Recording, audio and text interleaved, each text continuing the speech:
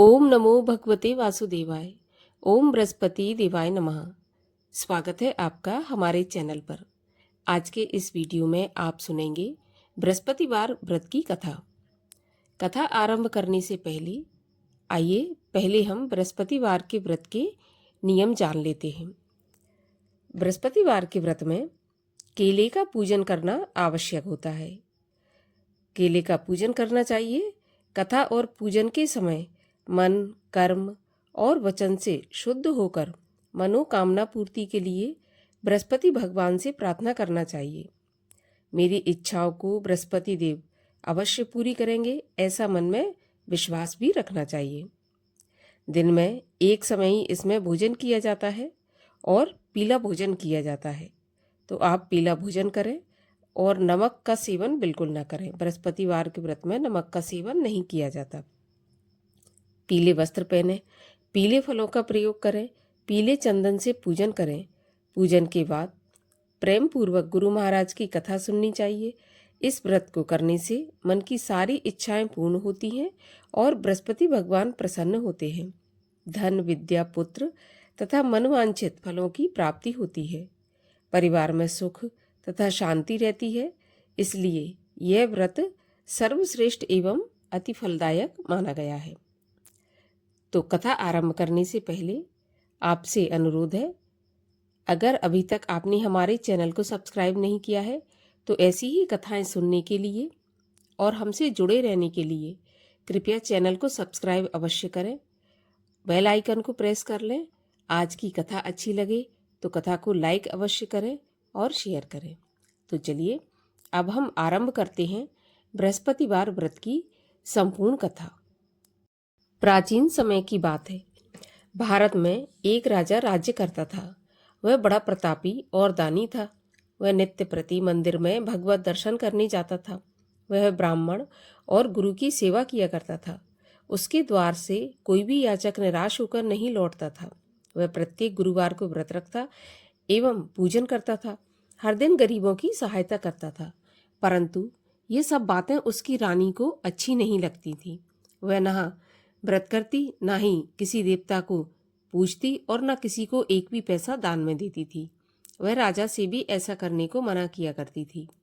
एक समय की बात है, राजा शिकार खेलने वन को चले गए। घर पर रानी और दासी थी। उस समय गुरु बृहस्पति साधु का रूप धारण करके राजा के दरवाजे पर भिक्षा मांगने आए। साधु ने रानी से भिक्षा मांगी तो वह कहने लगी, हे साधु महाराज, मैं इस दान पुण्य से तंग आ गई हूँ।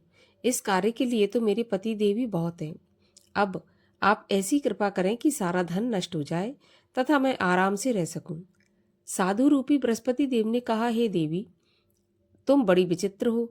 संतान और धन से कोई दुखी नहीं होता, इसको सभी चाहते हैं। पापी भी पुत्र और धन की इच्छा रखता है।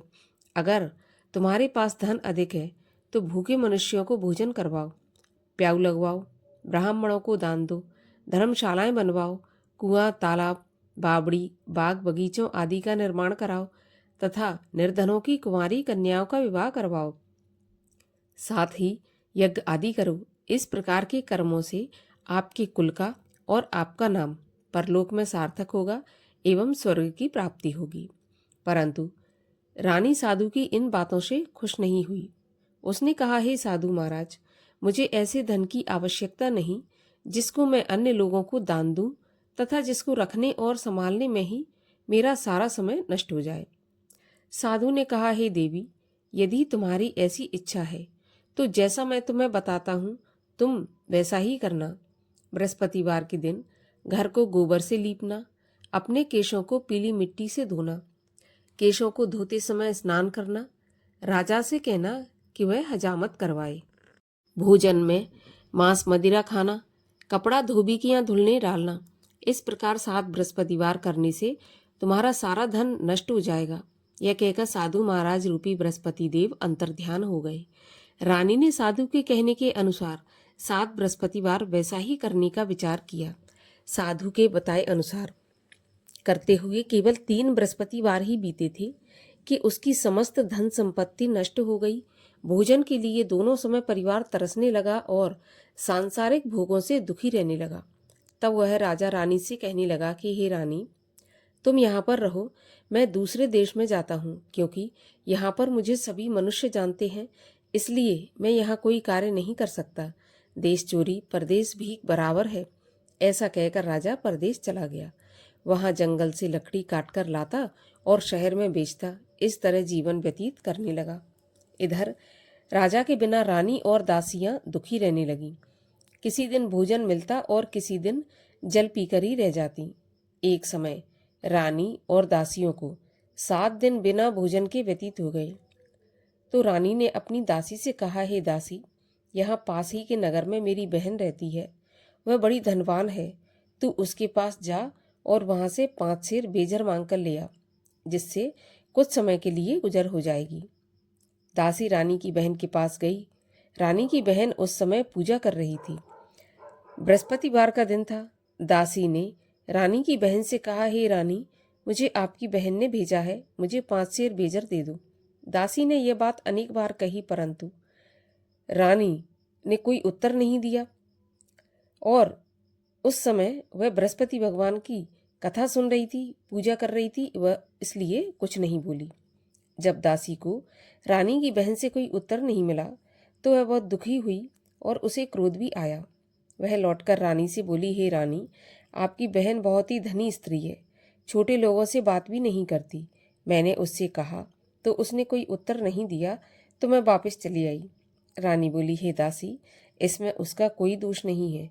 जब बुरे दिन आते हैं तब कोई सहारा नहीं देता। अच्छे बुरे का पता विपत्ति में ही लगता है। जो ईश्वर की इच्छा होगी वही होगा। यह सब हमारे भाग्य का दोष है। उधर रानी की बहन ने सोचा कि मेरी बहन की दासी आई थी, परंतु मैं उससे नहीं बोली, इससे वह बहुत दुखी हुई होगी। कथा सुन और विष्णु भगवान का पूजन समाप्त कर वह अपनी बहन के घर आई और कहने लगी, हे बहन, मैं बृहस्पतिवार का व्रत कर रही थी, तुम्हारी दासी गई, परंतु जब तक कथा होती है तब तक ना उठते हैं और ना बोलते हैं, इसलिए मैं नहीं बोली। कहो दासी क्यों गई थी? रानी बोली, बहन, हमारे घर अनाज नहीं था। वैसे तुमसे कोई बात छुपी नहीं है, इस कारण मैंने दासी को तुम्हारे पास 5 सेर बेजर लेने के लिए भेजा था। रानी की बहन बोली, बहन देखो, बृहस्पति भगवान सबकी मनोकामना पूरी करते हैं। देखो, शायद तुम्हारे घर में अनाज रखा हो। यह सुनकर दासी घर के अंदर गई तो वहाँ उसे एक घड़ा बेजर का भरा मिल गया। उसे बड़ी हैरानी हुई, क्योंकि उसने एक एक बर्तन देख लिया था। उसने बाहर आकर रानी को बताया। दासी अपनी रानी से कहने लगी, हे रानी, देखो, वैसे जब हमको अन्न नहीं मिलता तो हम रोज ही व्रत करते हैं। अगर इनसे व्रत की विधि और कथा पूछ ली जाए तो उसे हम भी किया करेंगे। दासी के कहने पर रानी ने अपनी बहन से बृहस्पतिवार व्रत के बारे में पूछा। उसकी बहन ने बताया, बृहस्पतिवार के व्रत में चने की दाल और मुनक्का से विष्णु भगवान का केले की जड़ में पूजन करें तथा दीपक जलाएं, पीला भोजन करें तथा कथा सुनें। इस प्रकार करने से गुरु भगवान प्रसन्न होते हैं, अन्न पुत्र धन देते हैं, मनोकामना पूरी करते हैं। व्रत और पूजन विधि बताकर रानी की बहन अपने घर लौट गई।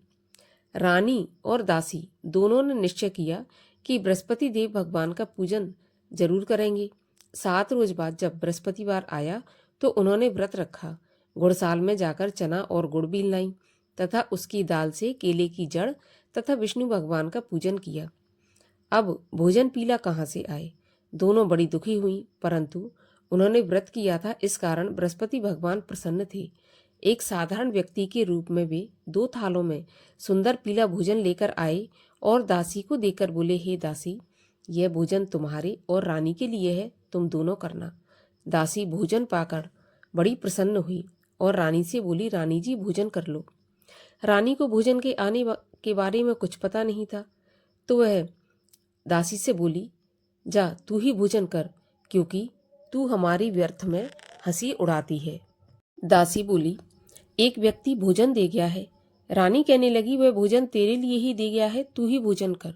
दासी ने कहा, वह व्यक्ति हम दोनों के लिए 2 थालों में भोजन देकर गया है, इसलिए मैं और आप दोनों ही साथ साथ भोजन करेंगी। दोनों ने गुरु भगवान को नमस्कार करके भोजन प्रारंभ किया। उसके बाद से वे प्रत्येक बृहस्पतिवार को गुरु भगवान का व्रत और पूजन करने लगी। बृहस्पति भगवान की कृपा से उनके पास धन हो गया, परंतु रानी फिर पहले की तरह आलस करने लगी। तब दासी बोली, देखो रानी, तुम पहले भी इस प्रकार आलस करती थी, धन के रखने में कष्ट होता था, इस कारण सभी धन नष्ट हो गया। अब गुरु भगवान की कृपा से धन मिला है तो फिर तुम्हें आलस होता है। बड़ी मुसीबतों के बाद हमने यह धन पाया है, इसलिए हमें दान पुण्य करना चाहिए तथा भूखे मनुष्यों को भोजन कराओ, प्याऊ लगवाओ, ब्राह्मणों को दान दो, कुंवारी कन्याओं का विवाह करवाओ, कुआं, तालाब, बावड़ी, बाग बगीचों आदि का निर्माण करवाओ, मंदिर पाठशाला बनवाकर दान दो, धन को शुभ कार्यों में खर्च करो, जिससे तुम्हारे कुल का यश बढ़े तथा स्वर्ग प्राप्त हो और पितृ प्रसन्न हो।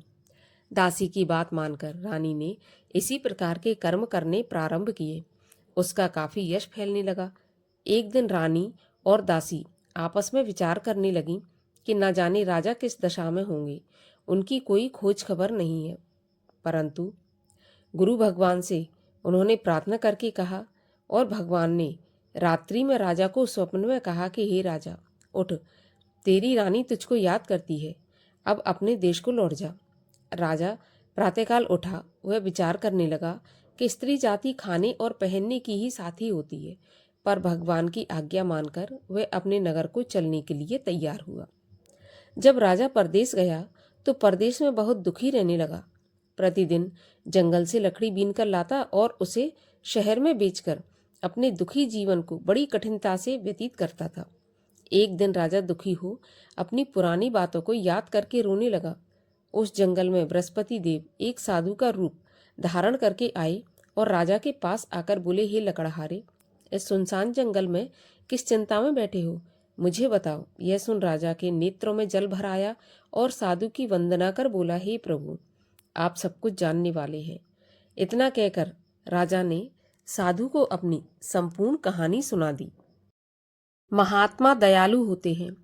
वे राजा से बोले, हे राजा, तुम्हारी पत्नी ने बृहस्पति देव के प्रति अपराध किया था, जिसके कारण तुम्हारी यह दशा हुई। अब तुम किसी प्रकार की चिंता मत करो, भगवान तुम्हें पहले से अधिक धन देंगे। देखो, तुम्हारी पत्नी ने बृहस्पतिवार का व्रत करना प्रारंभ कर दिया है। अब तुम भी बृहस्पतिवार का व्रत करके चने की दाल व गुड़ जल के लोटे में डालकर केले का पूजन करो, फिर कथा कहो या सुनो, भगवान तुम्हारी सब कामनाओं को पूरा करेंगे। साधु को प्रसन्न देखकर राजा बोला, हे प्रभु, मुझे लकड़ी बेचकर इतना पैसा नहीं बचता जिससे भोजन करने के उपरांत कुछ बचा सकूं। मैंने रात्रि में अपनी रानी को व्याकुल देखा है। मेरे पास कोई साधन नहीं जिससे उसका समाचार जान सकूं। फिर मैं बृहस्पति देव की क्या कहानी कहूं, यह भी मुझको मालूम नहीं है। साधु ने कहा, हे राजा, तुम किसी बात की चिंता मत करो। बृहस्पतिवार के दिन तुम रोज की तरह लकड़ियां लेकर शहर में जाओ। तुम्हें रोज से दुगना धन प्राप्त होगा, जिससे तुम भली भांति भोजन कर लोगे तथा बृहस्पति देव की पूजा का सामान भी आ जाएगा। और बृहस्पतिवार की कहानी इस प्रकार से है। प्राचीन काल में एक बहुत ही निर्धन ब्राह्मण रहता था। उसके कोई संतान नहीं थी। वह नित्य पूजा पाठ करता, परंतु उसकी स्त्री बहुत मलिनता के साथ रहती थी। वह न स्नान करती, न किसी देवता का पूजन करती। प्रातःकाल उठते ही सर्वप्रथम भोजन करती, बाद में कोई अन्य कार्य करती। ब्राह्मण देवता बहुत दुखी रहती थी। पत्नी को बहुत समझाते, किंतु उसका कोई परिणाम नहीं निकलता। भगवान की कृपा से ब्राह्मण की स्त्री की कन्या उत्पन्न हुई। वह कन्या अपने पिता के घर में बड़ी होने लगी। वह बालिका प्रातः स्नान करके भगवान विष्णु का जप करती, बृहस्पतिवार का व्रत भी करने लगी।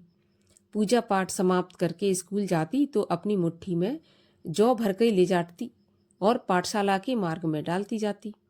वही जौ स्वर्ण के हो जाते तो लौटते समय उनको बीनकर घर ले आती थी। एक दिन वह बालिका सूप में उन सोने के जौ को फटक कर साफ कर रही थी। तभी उसकी माँ ने देख लिया और कहा, हे बेटी, सोने के जौ के लिए सोने का सूप होना चाहिए। अगले दिन गुरुवार था। इस कन्या ने व्रत रखा और बृहस्पति देव से प्रार्थना करके कहा, हे प्रभु, यदि मैंने सच्चे मन से आपकी पूजा की हो तो मुझे सोने का सूप दे दो। बृहस्पति देव ने उसकी प्रार्थना स्वीकार कर ली। रोजाना की तरह वह कन्या जौ फैलाती हुई स्कूल चली गई। स्कूल से लौटकर जब वह जौ बीन रही थी तो बृहस्पति देव की कृपा से उसे सोने का सूप मिला। उसे वह घर ले आई और उसमें जौ साफ करने लगी, परंतु उसकी माँ का वही ढंग रहा। एक दिन की बात है, वह कन्या सोने के सूप में जौ साफ कर रही थी। उस समय उस नगर का राजकुमार वहां से होकर निकला। इस कन्या के रूप और कार्य को देखकर उस कन्या पर मोहित हो गया। राजमहल आकर वह भोजन तथा जल त्याग कर उदास होकर लेट गया। राजा को जब राजकुमार द्वारा अन्न जल त्यागने का समाचार ज्ञात हुआ तो अपने मंत्रियों के साथ वह अपने पुत्र के पास गए और बोले, हे बेटा, तुम्हें किस बात का कष्ट है? किसी ने अपमान किया है अथवा कोई और कारण हो सो मुझे बताओ, मैं वही करूंगा जिससे तुम्हें प्रसन्नता हो। राजकुमार ने अपने पिता की बातें सुनी तो वह बोला, मुझे आपकी कृपा से किसी बात का दुख नहीं है, किसी ने मेरा अपमान नहीं किया, परंतु मैं उस लड़की के साथ विवाह करना चाहता हूँ जो सोने के सूप में जौ साफ कर रही थी।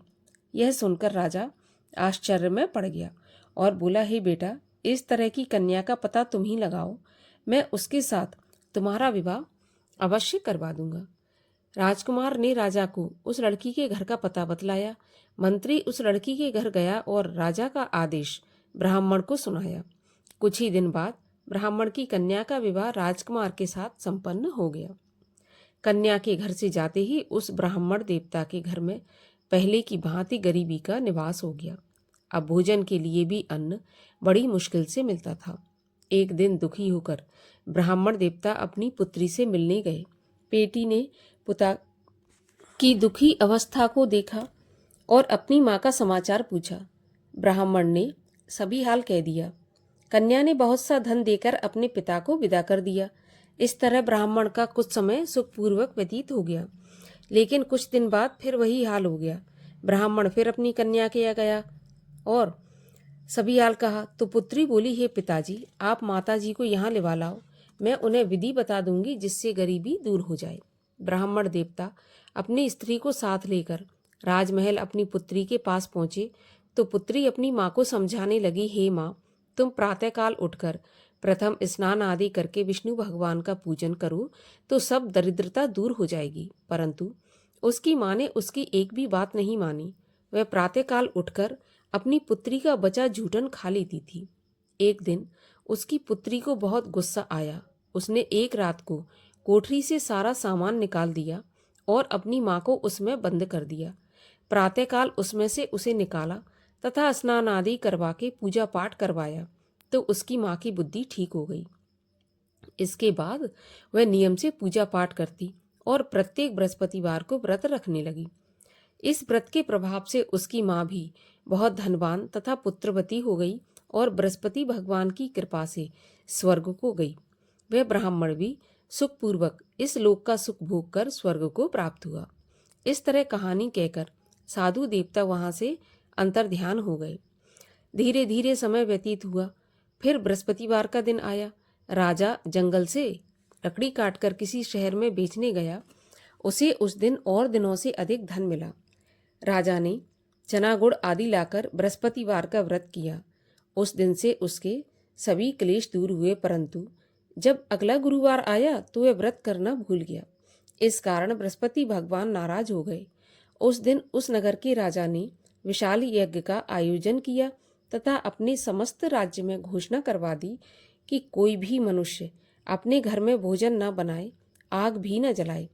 समस्त जनता मेरे यहाँ भोजन करने आए। इस आज्ञा को जो न मानेगा उसको फांसी की सजा दी जाएगी। इस तरह राजा की आज्ञा अनुसार राज्य के सभी वासी राजा के भोज में सम्मिलित हुए। लेकिन लकड़हारा कुछ देर से पहुंचा, इसलिए राजा उसको अपने साथ महल में ले गए। जब राजा लकड़हारे को भोजन करा रहे थे तो रानी की दृष्टि उस खूंटी पर पड़ी जिस पर उसका हार लटका हुआ था। उसे हार खूंटी पर लटका दिखाई नहीं दिया। रानी को निश्चय हो गया कि मेरा हार इस लकड़हारे ने चुरा लिया है। उसी समय सैनिक बुलवाकर उसको जेल खाने में डलवा दिया। जब लकड़हारा जेल खाने में गया, बहुत दुखी होकर विचार करने लगा कि न जाने कौन से पूर्व जन्म के कर्म से मुझे यह दुख प्राप्त हुआ है, और उसी साधु को याद करने लगा जो कि जंगल में मिला था। तत्काल बृहस्पति देव साधु के रूप में प्रकट हो गए और उसकी दशा को देखकर कहने लगे, अरे मूर्ख, तूने बृहस्पति देवता की कथा नहीं की, इसी कारण से तुझे दुख प्राप्त हुआ है। अब चिंता मत कर, बृहस्पतिवार के दिन जेल खाने के दरवाजे पर 4 पैसे पड़े मिलेंगे, उनसे तू बृहस्पति देव की पूजा करना तो तेरे सभी कष्ट दूर हो जाएंगे। अगले बृहस्पतिवार उसे जेल के द्वार पर 4 पैसे मिले। राजा ने पूजा का सामान मंगवाकर कथा कही और प्रसाद बांटा। उसी रात्रि को बृहस्पति देव ने उस नगर के राजा को स्वप्न में कहा कि हे राजा, तूने जिस आदमी को जेल खाने में बंद कर दिया है वह निर्दोष है, वह राजा है, उसे छोड़ देना। रानी का हार उसी खूंटी पर लटका हुआ है। अगर तू ऐसा नहीं करेगा तो मैं तेरे राज्य को नष्ट कर दूंगा। प्रातःकाल राजा उठा और खूंटी पर हार टंगा देखकर लकड़हारे को बुलाकर क्षमा मांगी तथा राजा के योग्य सुंदर वस्त्र आभूषण भेंट कर उसे विदा किया। गुरुदेव की आज्ञा अनुसार राजा अपने नगर को चल दिया। राजा जब नगर के निकट पहुंचा तो उसे बड़ा ही आश्चर्य हुआ। नगर में पहले से अधिक बाग, तालाब, कुएं तथा बहुत सी धर्मशालाएं, मंदिर आदि बने हुए थे। राजा ने पूछा, यह किसका बाग और धर्मशाला है? तब नगर के सब लोग कहने लगे, यह सब रानी और दासी द्वारा बनवाए गए हैं। राजा को आश्चर्य हुआ और गुस्सा भी आया। जब रानी ने यह खबर सुनी कि राजा आ रहे हैं तो उसने अपनी दासी से कहा, हे दासी, देख राजा हमको कितनी बुरी हालत में छोड़ गए थे। हमारी ऐसी हालत देखकर वह लौट न जाए, इसलिए तू दरवाजे पर खड़ी हो जा। रानी की आज्ञा अनुसार दासी दरवाजे पर खड़ी हो गई। जब राजा आए तो उन्हें अपने साथ महल में लिवा लाई। तब राजा ने क्रोध करके अपनी तलवार निकाली और पूछने लगा, बताओ यह धन तुम्हें कैसे प्राप्त हुआ है? तब रानी ने बताया, हमें यह सब धन बृहस्पति देव के व्रत के प्रभाव से प्राप्त हुआ है। राजा ने निश्चय किया कि 7 रोज बाद तो सभी बृहस्पति देव का पूजन करते हैं, परंतु मैं रोजाना दिन में 3 बार कथा कहा करूंगा तथा रोज व्रत किया करूंगा। अब हर समय राजा के दुपट्टे में चने की दाल बंधी रहती तथा दिन में 3 बार कथा कहता। एक दिन राजा ने विचार किया कि चलो अपनी बहन के यहाँ हो आऊं। इस तरह निश्चय कर राजा घोड़े पर सवार हो अपनी बहन के यहाँ चल दिया। मार्ग में उसने देखा कि कुछ आदमी एक मुर्दे को लिए जा रहे हैं। उन्हें रोककर राजा कहने लगा, अरे भाइयों, मेरी बृहस्पति देव की कथा सुन लो। वे बोले, लो, हमारा तो आदमी मर गया, इसको अपनी कथा की पड़ी है। परंतु कुछ आदमी बोले, अच्छा कहो, हम तुम्हारी कथा भी सुनेंगे। राजा ने दाल निकाली और कथा कहनी शुरू कर दी। जब कथा आदि हुई थी तो मुर्दा हिलने लगा और जब कथा समाप्त हुई तो राम राम करके वह मुर्दा उठकर खड़ा हो गया। राजा आगे बढ़ा। उसे चलते चलते शाम हो गई। आगे मार्ग में उसे एक किसान खेत में हल चलाता मिला। राजा उससे बोला, अरे भैया, तुम मेरी बृहस्पतिवार की कथा सुन लो। किसान बोला, जब तक मैं तेरी कथा सुनूंगा तब तक 4 हरैया जोत लूंगा। जा अपनी कथा किसी और को सुनाना। राजा आगे चलने लगा। राजा के हटते ही बैल पछाड़ खाकर गिर गए तथा किसान के पेट में बहुत जोर से दर्द होने लगा। उस समय किसान की पत्नी रोटी लेकर आई। उसने जब यह देखा तो अपने पुत्र से सब हाल पूछा और बेटे ने सभी हाल बता दिया। बुढ़िया दौड़ी दौड़ी उस घुड़सवार के पास गई और उससे बोली, मैं तेरी कथा सुनूंगी, तू अपनी कथा मेरे खेत पे चलकर ही कहना। राजा ने लौटकर बुढ़िया के खेत पे जाकर कथा कही, जिसके सुनते ही बैल खड़े हो गए तथा किसान के पेट का दर्द भी बंद हो गया। अब राजा अपनी बहन के घर पहुंच गया। बहन ने भाई की खूब मेहमानी की। दूसरे रोज प्रातःकाल राजा जगा तो वह देखने लगा कि सब लोग भोजन कर रहे हैं। राजा ने अपनी बहन से कहा, कोई ऐसा मनुष्य है जिसने भोजन नहीं किया हो जो मेरी बृहस्पतिवार की कथा सुन ले? तो बहन बोली, भैया, यह देश ऐसा ही है, पहले यहाँ के लोग भोजन करते हैं, बाद में अन्य काम करते हैं। अगर कोई पड़ोस में हो तो मैं देख आती हूँ। ऐसा कहकर बहन देखने चली गई, परंतु उसे कोई ऐसा व्यक्ति नहीं मिला जिसने भोजन नहीं किया हो। वह एक कुमार के घर गई जिसका लड़का बीमार था। उसे मालूम हुआ कि उसके यहाँ 3 दिन से किसी ने भोजन नहीं किया है। रानी ने अपने भाई की कथा सुनने के लिए कुमार से कहा। वह तैयार हो गया। राजा ने जाकर बृहस्पतिवार की कथा कही, जिसको सुनकर उसका लड़का ठीक हो गया। अब तो राजा की प्रशंसा होने लगी। एक दिन राजा ने अपनी बहन से कहा, बहन, मैं अपने घर को जाऊंगा, तुम भी तैयार हो जाओ। राजा की बहन ने अपनी सास से कहा। सास ने कहा, हाँ चली जा, परंतु अपने लड़कों को मत ले जाना, क्योंकि तेरे भाई की तो कोई संतान है नहीं। बहन ने अपने भैया से कहा, भैया मैं तो चलूंगी पर कोई बालक नहीं जाएगा। राजा ने कहा, जब कोई बालक नहीं चलेगा तो तुम क्या करोगी। बड़े दुखी मन से राजा अपने नगर को लौट आया। राजा ने अपनी रानी से कहा, हम निर्वंशी राजा हैं, हमारा मुंह देखने का भी धर्म नहीं है। वह बिना भोजन आदि किए शैया पर लेट गया। रानी बोली, हे प्रभु, बृहस्पति देव ने हमें सब कुछ दिया है, वे हमें संतान अवश्य देंगे। उसी रात को बृहस्पति देव ने राजा से स्वप्न में कहा, हे राजा उठ, सभी सोच त्याग दे, तेरी रानी गर्भवती है। राजा को यह जानकर बड़ी खुशी हुई। 9वें महीने रानी के गर्भ से एक सुंदर पुत्र पैदा हुआ। तब राजा बोला, हे रानी, स्त्री बिना भोजन के रह सकती है, बिना कहे नहीं रह सकती। जब मेरी बहन आए तो तुम उससे कुछ कहना मत। रानी ने सुनकर हाँ कर दी। जब राजा की बहन ने यह शुभ समाचार सुना तो वह बहुत खुश हुई और बधाई लेकर अपने भाई के यहाँ आई। तभी रानी ने कहा, घोड़ा चढ़ाकर नहीं आई, गधा चढ़ी आई। राजा की बहन बोली, भाभी मैं इस प्रकार न कहती तो तुम्हें औलाद कैसे मिलती। बृहस्पति देव ऐसे ही हैं, जैसी जिसके मन में कामना है सभी को पूर्ण करते हैं। जो सद्भावना पूर्वक बृहस्पतिवार का व्रत करता है एवं कथा पढ़ता है अथवा सुनता है और दूसरों को सुनाता है, बृहस्पति देव उसकी सभी मनोकामना पूर्ण करते हैं। बृहस्पति देव उनकी सदैव रक्षा करते हैं। जो संसार में सद्भावना से गुरुदेव का पूजन एवं व्रत सच्चे हृदय से करते हैं, उनकी सभी मनोकामनाएं पूरी होती हैं। जैसी सच्ची भावना से रानी और राजा ने बृहस्पति देव की कथा का गुणगान किया, उनकी सभी इच्छाएं बृहस्पति देव ने पूर्ण की थी। इसलिए सबको कथा सुनने के बाद प्रसाद लेकर जाना चाहिए। हृदय से उनका मनन करते हुए जयकारा बोलना चाहिए। बोलिए विष्णु भगवान की जय, बोलो बृहस्पति देव की जय। बृहस्पति भगवान की आरती। ओम जय बृहस्पति देवा, स्वामी जय बृहस्पति देवा। छिन्न छिन्न भोग लगाऊं, कदली फल मेवा। ओम जय बृहस्पति देवा। तुम पूरन परमात्मा, तुम अंतर्यामी। जगत पिता जगदीश्वर, तुम सबके स्वामी। ओम जय बृहस्पति देवा। चरणामृत निज निर्मल, सब पातक हरता। सकल मनोरथ दायक, कृपा करो भरता। ओम जय बृहस्पति देवा। तन मन धन अर्पण कर, जो जन शरण पड़े। प्रभु प्रकट तब हो कर, आकर द्वार खड़े। ओम जय बृहस्पति देवा। दीन दयाल दयानिधि, भक्तन हितकारी। पाप दोष सब हरता, भव बंधन हारी। ओम जय बृहस्पति देवा। सकल मनोरथ दायक, सब संशय हारी।